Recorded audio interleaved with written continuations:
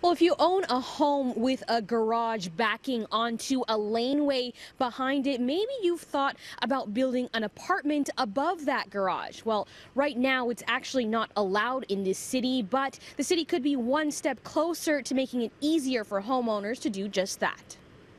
If I make a laneway home, it might be something for my parents when they're older, but right now I can have money coming in and somebody else can get a lovely place to rent in downtown Toronto. For years, sisters Susan Pigeon and Jill Dimmick have been dreaming about building small apartments above their garages in their Leslieville homes.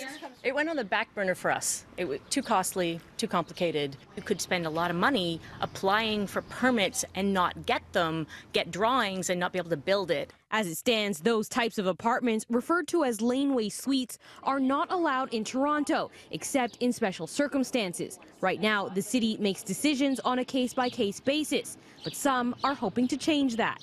We're getting a lot of new rental units being built in the core and along the avenues, but very little rental housing is being built in the low-rise, livable communities. Craig Race is with one of the groups who's been studying the possibility of bringing laneway suites to Toronto, holding public consultations and conducting surveys with homeowners to help come up with a framework the city could use to allow laneway suites. We projected angular planes to make sure the roofs don't become overly dominant in the space, and we limited the amount of windows you're permitted to have so that you don't have lots of glass overlooking either the laneway or the backyards. How can we work something that is going to maintain the character of the neighborhood, respecting the rights of the neighbors? City Councillor Anna Bailao, along with Mary Margaret McMahon, have used that information to introduce a motion, asking the city's planning committee to bring a report to council on the matter. She believes it could be a solution to Toronto's affordable housing crisis, allowing a gentle increase in density downtown while helping homeowners generate income needed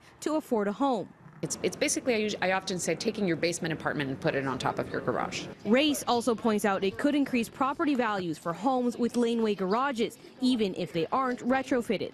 People are already buying houses based on the potential value, and this will just fall in line with what's already happening with basement apartments. But the idea isn't without some opposition. The report notes some of those surveyed expressed concerns about the increased density stress on local services, as well as added traffic leading to lack of parking and increased noise in neighborhoods. We spent a lot of time sort of collecting the information for what Torontonians want to see. Yeah. So now the city needs to spend a lot of time figuring out how to actually change the bylaws to make it work.